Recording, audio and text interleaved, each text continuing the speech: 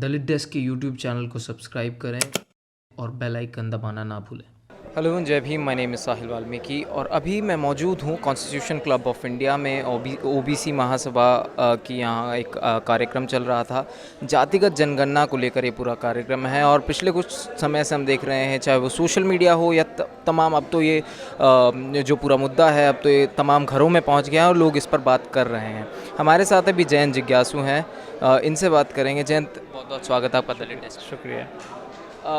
क्या पूरा मुद्दा था, क्या कुछ डिस्कशन रहा अभी यहाँ पर, क्या आप क्योंकि आए हुए हैं, और क्या सबसे मेन अभी मुद्दा क्या है?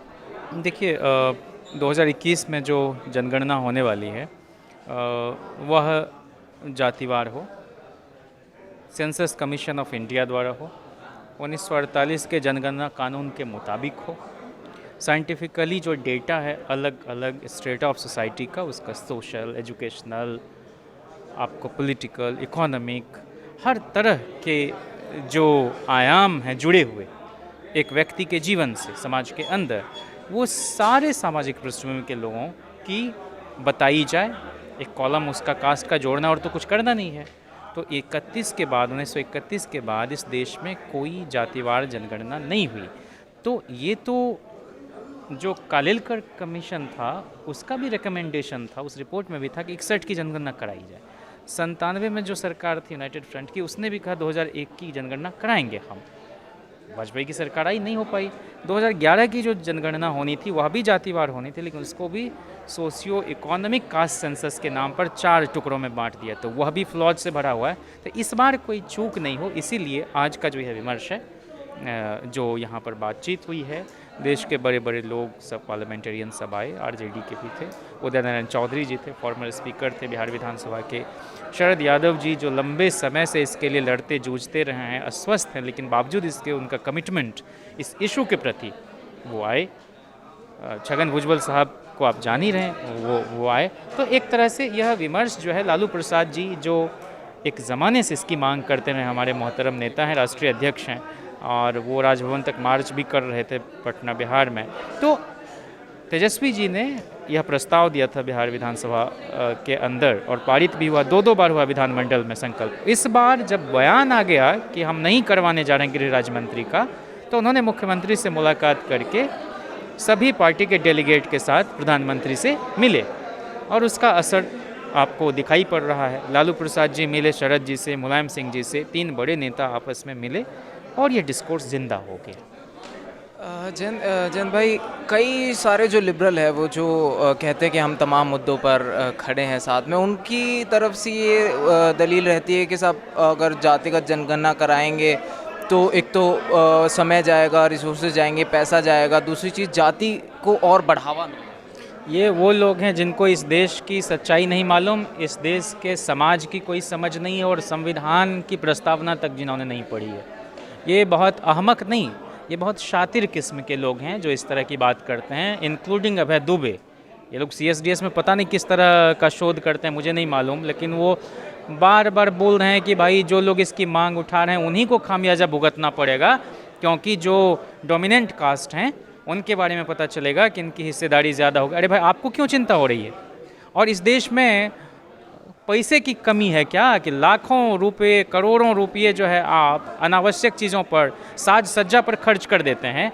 ये कोई जाति का सवाल नहीं, ये राष्ट्र निर्माण की प्रक्रिया का एक अहम और ज्वलंत एक विमर्श है, और जिसके ज़रिए हम लोग ये चाहते हैं कि सारे वर्गों के लोगों की गणना हो, सिर्फ OBC नहीं, सारे जातियों की गणना हो जाए और उनकी सामाजिक शैक्षणिक पृष्ठभूमि के बारे में लोगों को पता चल जाए, कौन लोग सिस्टम में ओवर रिप्रेजेंटेड हैं, कौन अंडर रिप्रेजेंटेड हैं, ताकि एक नीति बनाई जा सके उन वर्गों के उत्थान के लिए जो पिछड़ गए हैं, जो पसमानदा हैं। 3743 जातियाँ OBC में शामिल किया BP मंडल जी ने। जाति को जमात में बनाने की लड़ाई है ना, ये जाति की लड़ाई ही नहीं है। तो क्यों उन्हें डर लगता है, जो लोग इसका विरोध करते हैं, उसका जो विरोध में शो में भी जो है, जो रोने तक लग जाते हैं कुछ एंकर्स, तो क्यों विरोध करते हैं?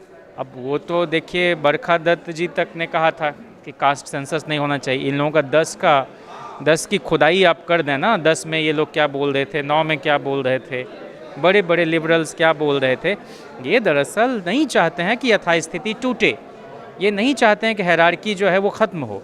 इसलिए इनको लगता है कि कास्ट सेंसस हो जाने के बाद पॉलिसीज़ बनेंगी इनके पक्ष में, इन वर्गों के लोगों के बारे में पता चलेगा कि ये जो नैरेटिव हम दे रहे हैं ना कि पिछड़े अति पिछड़ों की हकमारी कर रहे हैं, वो नैरेटिव ध्वस्त हो जाएगा। क्योंकि अभी तक बमुश्किल 12% लोग सिस्टम आ पाए हैं, 27% आरक्षण है। कौन लोग कुंडली मार के बैठे हुए हैं, उनकी सच्चाई उजागर हो जाएगी, वो बरहना और नंगे हो जाएंगे दुनिया के सामने। इसलिए वो नहीं चाहते हैं कि ये हो, और मैं चाहता हूँ कि ये हो जाए। हमारे जैसे लोग, हमारी पार्टी, हमारे नेता तेजस्वी जी, सारे लोग चाहते हैं कि हो जाए, इसलिए कि इस समाज की जो बीमारी है उसको ख़त्म करें और समाज स्वस्थ हो जाए, देश के अंदर सब लोग प्रगति कर सकें, तभी ना देश बढ़ेगा। ये सबका साथ, सबका विकास, सबका विश्वास, ये कैसे होगा?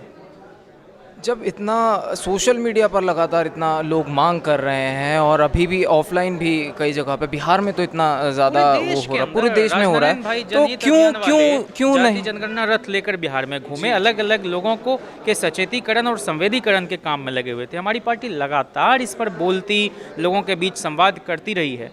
तो ऐसा नहीं है, देश के अलग अलग कोने में इस पर विमर्श हो रहा है, क्यों नहीं मान रही है सरकार? अलग अलग संगठन कर रहे हैं। अब इसलिए कि लोक लाज से जो है सरकार नहीं चल रही है, ये लोकशाही चल नहीं रही है। अगर लोक लाज होती, सही में लोगों के जीवन को उठाने की कोई चिंता होती और वो नीयत ठीक होती, तब तक हो गया होता। भाई 51 में नहीं हुआ, 61 में नहीं हुआ, 71 में नहीं हुआ, 81 में नहीं हुआ, 91 में नहीं हुआ, 2001 में नहीं हुआ, 2011 में नहीं हुआ। सारी सरकारें अब तक की दोषी हैं इसके लिए ना। यूनाइटेड फ्रंट की सरकार ने ज़रूर इसके लिए पहल की, लेकिन हमारी सरकारें चल नहीं पाती। 6 प्रधानमंत्री हमारे लोगों ने भी दिए इस देश को, बमुश्किल 6-6.5 साल सरकार हमारी रही। 6 प्रधानमंत्री कांग्रेस ने भी दिए, 54-55 साल उनकी हुकूमत रही। तो हमारा काम एक प्रधानमंत्री से कभी चला ही नहीं, 77 में भी नहीं, 89 में भी नहीं, 96 में भी नहीं, और 5 साल फिर भी नहीं पूरा कर पाते, 2 प्रधानमंत्री मिलके भी नहीं। तो हम लोगों को भी अपने अगली ईगो को परे करना होगा, और जब कभी मौके मिले तो वो तथाकथित कमज़ोर सरकारों ने ही कुछ काम किया। मंडल कमीशन तभी उसी सरकार में, पहली गैर कांग्रेस सरकार में हुआ, जो 96-97 में ही इस पर बहस दोबारा शुरू हुई। और फिर जो हम देखते हैं 89 में अंबेडकर के जयंती पर छुट्टी की घोषणा हो, या आपको सेंट्रल हॉल में उनकी प्रतिमा लगाने की बात हो, नेल्सन मंडेला और अंबेडकर को भारत रत्न देने की बात हो, हमारे लोगों ने बहुत जद्दोजहद की है। वही है कि शासन सत्ता में रहना, और जब एक बार आ जाते हैं तो उस पर टिके रहने का जो सलीका है वो हमको थोड़ा और विकसित करना पड़ेगा।